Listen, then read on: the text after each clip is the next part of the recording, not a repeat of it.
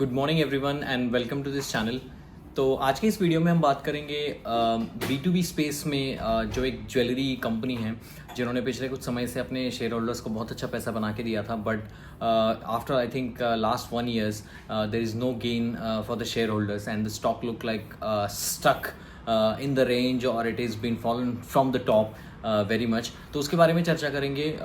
हम समझने की कोशिश करेंगे कि स्काई गोल्ड की जो मैं बात कर रहा हूँ, तो स्काई गोल्ड के नंबर्स कैसे थे Q1 FY26 के, ऐसा क्या प्रॉब्लम स्काई गोल्ड में मुझे नज़र आता है स्पेसिफिकली अगर उनके फाइनेंशियल्स को देखते हुए और ओवरऑल उनके कॉन कॉल को समझते हुए। क्योंकि आपने देखा होगा पिछले कुछ समय से इस स्टॉक में बहुत सारी चर्चा ट्विटर सोशल मीडिया में हुई है। बहुत सारा पॉपुलर स्टॉक्स भी है B2B गोल्ड ज्वेलरी में, और आपने देखा होगा कि उनके जो प्रमोटर है उन्होंने अपने शेयर्स को बेचा था ओपन मार्केट में, और जिसके चलते भी स्टॉक में बहुत तेज़ गिरावट देखी गई थी। उन सारी चीज़ों को इस वीडियो में कवर करने की कोशिश करेंगे। There is no buy and sell recommendation on the Sky Gold, but we will analyze their financial results, we will understand their margin profile, we will go through their target for the 2027 and 2028 how they are looking, और we will try to understand कि किस तरीके के problem से sky gold अभी चली जा रही है, जिसके चलते स्टॉक में कोई मोमेंटम नहीं नज़र आता। मुझे लगता है मोतीलाल ओसवाल के भी पास बहुत सारे शेयर्स थे जिन्होंने भी अपने शेयर्स बेचे हैं ओपन मार्केट में, तो जिसके चलते भी स्टॉक के ऊपर थोड़ा सा प्रेशर बना हुआ है। और आप तो जानते हो कि गोल्ड के प्राइसेस जो हैं वो ऑल टाइम हाई की तरफ है, और ये जो पूरा सारा बिजनेस जो होता है वो एक कमोडिटी सेक्टर्स में आता है, कमोडिटी साइकिल्स में आता है, और जिसके चलते all the B2B companies also suffering. मुझे लगता है कि B2C कंपनी जो भी है वो थोड़ी सी अपर हैंड रखती है नॉर्मली गोल्ड ज्वेलरी में, लेकिन वहाँ पर भी हमें कोई ऑल टाइम हाई बनते हुए नहीं नज़र आ रहा है। तो इसको सारे समझने की कोशिश करेंगे। पहली तो एक चीज़, स्काई गोल्ड जो है वो B2B कंपनी है, that is very different than the B2C। मतलब बिजनेस टू कंज्यूमर वाली जो कंपनियाँ होती है, जैसे PN गाडगिल ज्वेलर्स हो गया, कल्याण ज्वेलर्स, जॉय लुका ज्वेलर्स या खजानजी ज्वेलर्स, या मतलब जितने भी आपको ये बड़े बड़े मलबार गोल्ड जैसे, तो जितने भी आपको ये बड़े बड़े रिटेल ज्वेलरी में काम करने वाले लोग दिखेंगे, इनकी चेन दिखेंगी, उनको B2C में आता है कि जहाँ पर आप कंज्यूमर से पैसा उठाते हो और अपने ज्वेलरी शॉप्स नए नए जगह पे नए नए जियोग्राफीज़ में अपने शॉप्स को लगाते हो, वहाँ से आप अपना पैसा कलेक्ट करते हो, वहाँ से अपना धंधा चलाते हो।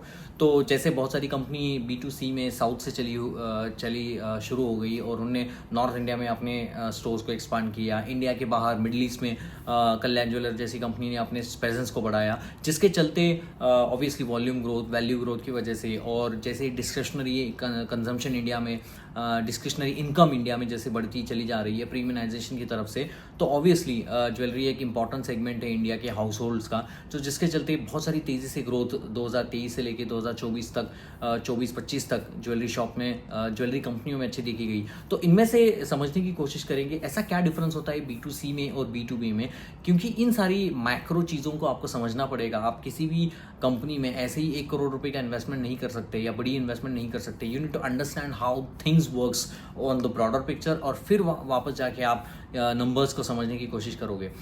पहले तो सबसे इंपॉर्टेंट चीज़ होती है कि B2B कंपनी जहाँ पर होती है, स्काई गोल्ड जैसी कंपनी, उनके पास प्राइसिंग पावर नहीं होती है। जितने भी बड़े कॉर्पोरेट्स होते हैं, PNG हो गया, रिलायंस लिमिटेड, आदित्य बिरला, बहुत सारी ये जो बहुत बड़े बड़े जो एक कंज्यूमर स्पेस में काम करने वाली कंपनियां हैं, उनको अपने गोल्ड का डिज़ाइन बेचने का काम स्काई गोल्ड जैसी कंपनी करती है।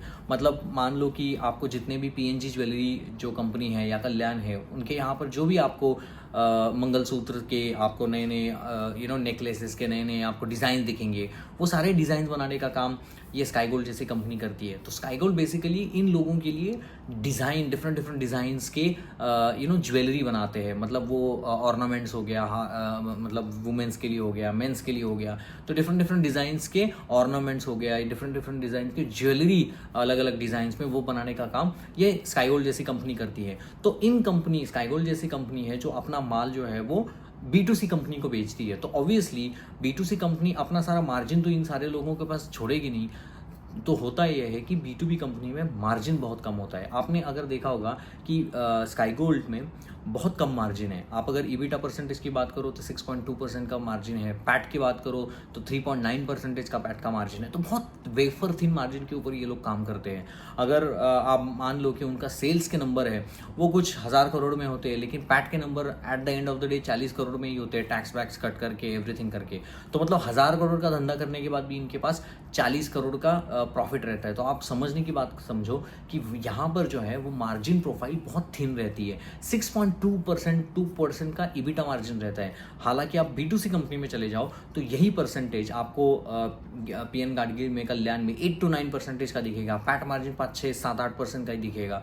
तो मतलब टाइटन का अगर मार्जिन देखो थोड़ा सा अच्छा मार्जिन वहाँ पर रहता है, तनिष्क है, और ब्रांडिंग वहाँ पर आप कर सकते हो, कंज्यूमर से ज़्यादा पैसा ले सकते हो। लेकिन B2B में ऐसा नहीं है। B2B is highly dependent on B2C companies, और प्राइस जो है वो डिक्टेट करती है B2C कंपनीज B2B कंपनी के लिए। तो ऑब्वियसली इसीलिए मार्जिन प्रोफाइल कम रहती है। दूसरी चीज़ होती है कि इनको जो पेमेंट टर्म्स जो होते हैं, जो B2B कंपनी B2C कंपनी को जो अपना ज्वेलरी डिज़ाइन बेचती है, तो ऑब्वियसली जो payment term, credit payment terms है वो B2C कंपनी जो है वो डिसाइड करती है। मान लो कि स्काई गोल्ड अपना डिफरेंट डिज़ाइंस का ऑर्नामेंट बेचेगी PN गाडगिल को, तो ऑब्वियसली वहाँ पर 60 डेज का क्रेडिट होगा। उसको पैसा जब मिलेगा वो 60 दिन के बाद, 70 दिन के बाद उसको पैसा मिलेगा। तो इसीलिए प्रॉब्लम ये होता है, उन सारे डिजाइन को बनाने के लिए तो खर्चा अपने पॉकेट से चला जाएगा ना स्काई गोल्ड का। इसलिए वर्किंग कैपिटल का प्रॉब्लम भी इन सारी कंपनियों में बहुत जल्दी आता है। क्योंकि क्या होता है, आप एक समय के ऊपर अपने नए नए वर्कर्स को लेके आते हो, आपको डिज़ाइन बनाने के लिए नए कारागिर चाहिए,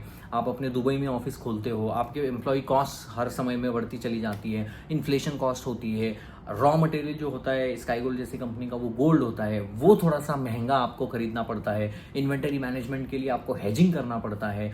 गोल्ड के प्राइसेस इस ईयर में 30% से एक्सपांड हुए हैं। थोड़ा सा अनकॉमन सा ईयर है जहाँ पर कमोडिटी साइकिल का जो गोल्ड है ऑल टाइम हाई के ऊपर है। तो गोल्ड खरीदना, अपने एम्प्लॉयज़ को पैसा देना, दुबई में ऑफिसेस खोलना, मलेशिया में ऑफिसेस खोलना, अपने मैन्युफैक्चरिंग कैपेसिटी को बढ़ाना, पैसा तो लगता है ना भाई। और आप जो कस्टमर को बेच रहे हो वहाँ से उसको पैसा उसके हाथ में दूसरे दिन नहीं आता है। जैसे B2C कंपनी ने PNG गाडगिल को के शॉप में आप जाते हो तो आप ऑर्नामेंट खरीदते हो और उसको नहीं बोलते कि मैं 60 दिन के बाद आपको पैसा दूंगा, उसको तो पैसा वही देना पड़ता है। तो ऑब्वियसली उन सारे कंपनियों के लिए अच्छी बात होती है उनके पास कैश जल्दी आ जाता है, लेकिन B2B कंपनी के पास कैश जल्दी नहीं आता है। मैं ये सारी चीज़ें समझाने का मतलब ये अपने वीडियो के माध्यम से समझना चाहता हूँ। ये थोड़े से टॉप व्यू जो होते हैं वो आपको समझना पड़ेगा। इसमें क्या होता है कि अगर स्काई गोल्ड के पास पैसा नहीं आएगा, अगर स्काई गोल्ड का मोटा मोटी जो है पैट जो है वो 200-210 करोड़ के पूरा सालाना वो करते हैं या करेंगे 2026 में, लेकिन वर्किंग कैपिटल की रिक्वायरमेंट 350 करोड़ की है,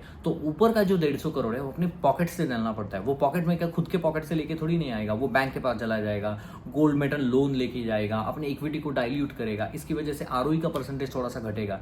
नॉर्मली ग्रोथ करने के लिए दो चीज़ें होती है। अगर मान लो कि आपके पास ROE अगर ज़्यादा अच्छा हो, आपके पास कैपेसिटी हो, आपके पास मार्जिन बढ़ रहा हो आपका, तब जाके आपके पास कैश जल्दी अच्छा रहेगा। अगर आपका मार्जिन ही नहीं बढ़ रहा है, स्काई गोल्ड ने जो गाइडेंस दिया है 2027 के लिए 4.25 to 4.5 का पैट मार्जिन उन्होंने बताया है, तो आप मान लो कि इतना बड़ा भी नहीं है। अभी 3.9 है, 3.9 से वो बढ़ाएंगे 4.25 4.5 से। अभी 6.2 का उनका कुछ एबिटा चल रहा है, उसको वो बढ़ाने की कोशिश कर रहे हैं 6.5 6.7 या 7.5 तक मान लो। तो मतलब एबिटा का मार्जिन भी नहीं है। तो मतलब जो गाइडेंस भी इन्होंने दिया है वो भी थोड़ा सा वेफर थिन है।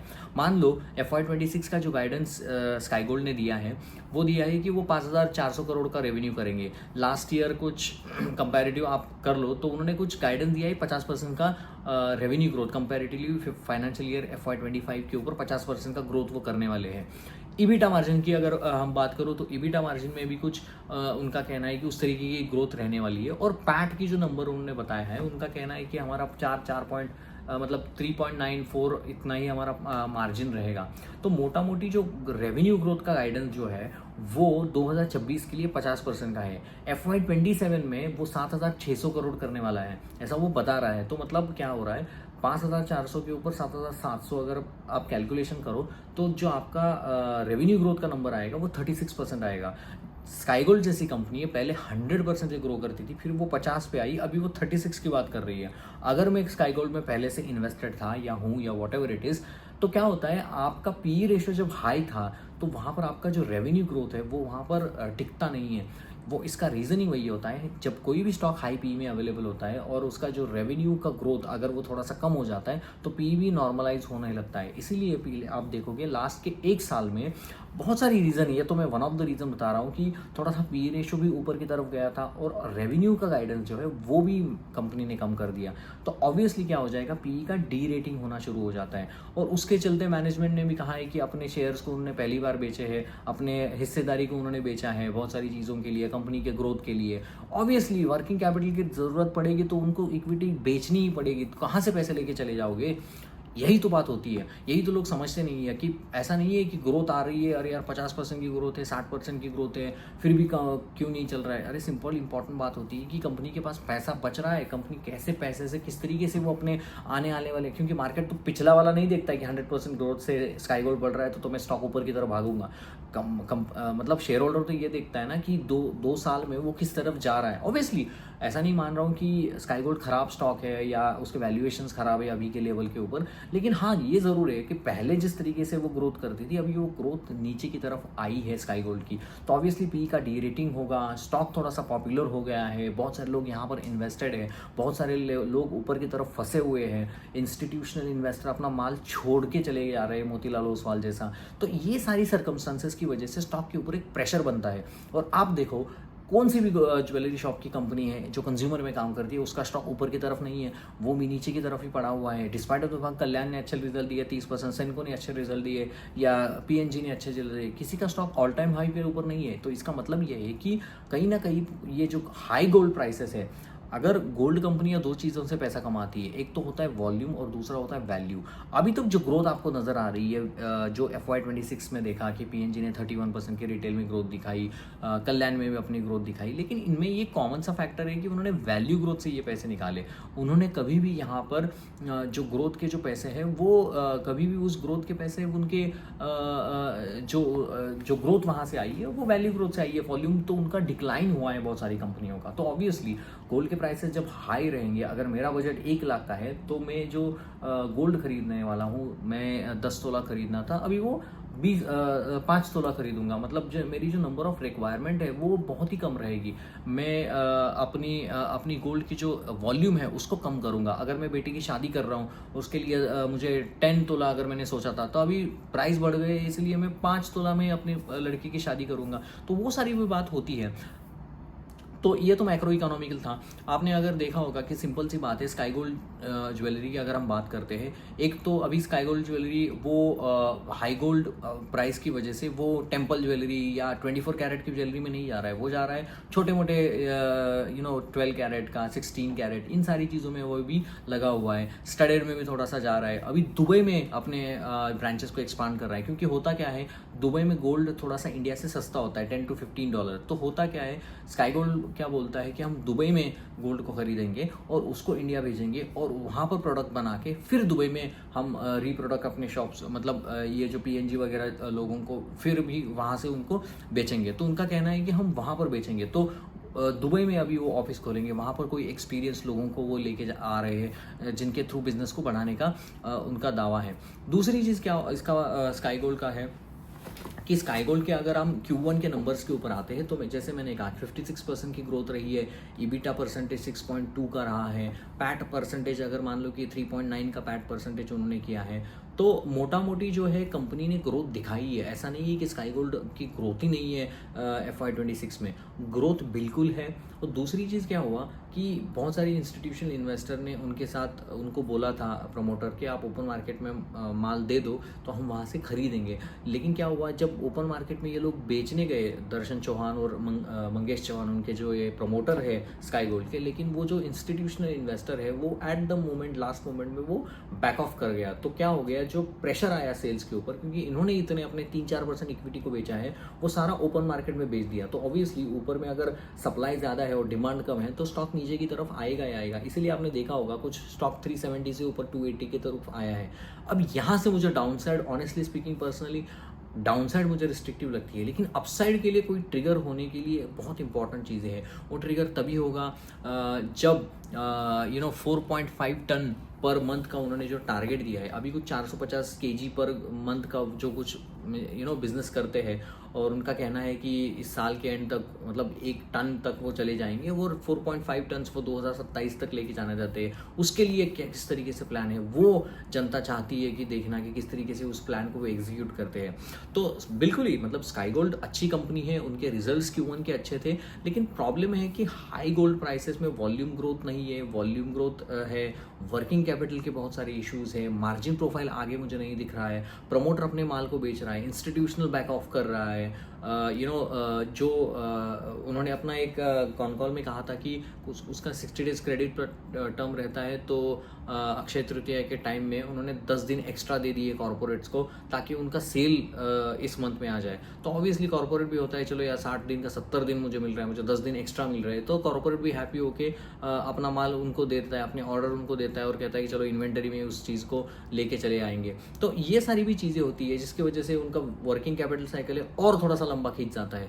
तो ये भी सारी चीज़ें स्काई गोल्ड में आपको समझनी पड़ेगी कि स्काई गोल्ड होता और किस तरीके से करता है। जब एक समय था 2023 या 2024 की शुरुआत में जब उसका ऑल टाइम हाई लगा था, तब उस समय क्या हो गया था, गोल्ड के प्राइसेस भी थोड़े से कंट्रोल में थे, और दूसरी चीज़ वो भी 100% से ग्रो कर रहा था, और जिसकी वजह से पैट मार्जिन कम भी हुआ, तब भी उसके पास कैश आ रहा था।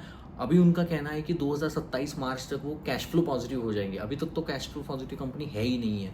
तो जब क्या होता है, और आप देखो ओवरऑल मोटा मोटी जो इंडियन इक्विटी का जो मार्केट है पिछले 1 साल से नहीं चला है, तो वहाँ पर भी प्रॉब्लम्स और दिक्कतें आई है बहुत सारी रीजन्स की वजह से, inflation, strategy by the government, whatever reason आप समझ लो, तो वहाँ पर भी प्रॉब्लम है। तो ओवरऑल आपका जो इक्विटी मार्केट है इंडिया का वो भी ठंडा है। दूसरी चीज़ कंज्यूमर में प्रॉब्लम है, अभी जीएसटी कट की वजह से थोड़ा सा इम्पैक्ट आने की उम्मीद है, तो कंज्यूमर थोड़ा सा ठंडा है। B2C में ये स्काई गोल्ड नहीं आती है, B2B में आती है, मार्जिन प्रोफाइल कम है, वर्किंग कैपिटल के प्रॉब्लम्स इस कंपनी को ज़्यादा फेस करने पड़ते हैं। हालांकि कंपनी ने कहा है कि हम एडवांस गोल्ड लोन लेंगे, मतलब एडवांस में गोल्ड लेंगे, मतलब अगर कोई कॉरपोरेट को PNG को मान लो कि खरीदना है, मतलब या मैन्युफैक्चर करना है, तो उसका पैसा रॉ गोल्ड खरीदने का पैसा वो कॉर्पोरेट देगा। बाकी जो मैन्युफैक्चरिंग का जो पैसा है, जो भी मेकिंग चार्जेस होते हैं, उसका 5-6% रेवेन्यू उनको स्काई गोल्ड जैसी कंपनी को मिलेगा। इससे क्या होता है कि आपके गोल्ड में ज़्यादा पैसा आपका अटका नहीं रहता है। तो क्योंकि कॉर्पोरेट ने ही उस गोल्ड को ख़रीदा है आज के रेट के ऊपर, वो हमें सिर्फ काम करने के लिए दिया है, इसके लिए मार्जिन प्रोफाइल भी इंक्रीज़ हो जाती है, इसलिए कंपनी की परफॉर्मेंसेस भी सुधरती रहती है और कंपनी भी आगे बढ़ती रहती है। तो एडवांस गोल्ड मेटल लोन का जो एक कंसेप्ट है, गोल्ड मेटल लोन तो अलग है, लेकिन एडवांस गोल्ड का एक जो नया कंसेप्ट इन्होंने लाया है, जो उसका भी फायदा इस कंपनी को होगा आगे जाते हुए। गोल्ड मेटल लोन ला रहे हैं क्योंकि बैंक से लोन लेने के जगह अगर गोल्ड मेटल लोन वो लेते हैं तो उसका इंटरेस्ट थोड़ा सा कम पड़ता है, वो भी थोड़ा सा एडवांटेजेस चीज़ें हैं। नए कॉर्पोरेट, क्योंकि ये B2B कंपनी है, हर एक साल उनको नए कॉर्पोरेट्स को ऐड करना पड़ेगा। अभी उन्होंने रिलायंस को ऐड किया, RMG ज्वेलरी हैदराबाद को ऐड किया, कला मंदिर को इन्होंने ऐड किया, PNG और आदित्य बिरला ये जो कंपनी है, वो जो एग्जिस्टिंग कंपनी है जो इनके साथ काम करती है, उनका शेयर बढ़ रहा है।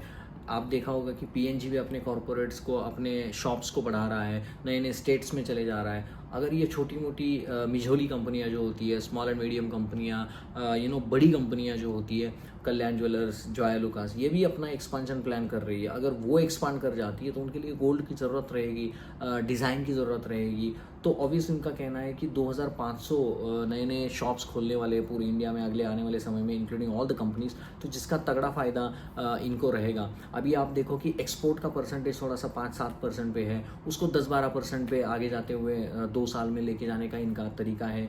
कोई किस साल में तो 18-20% पे भी उनका एक बड़ा सा टारगेट है एक्सपोर्ट का।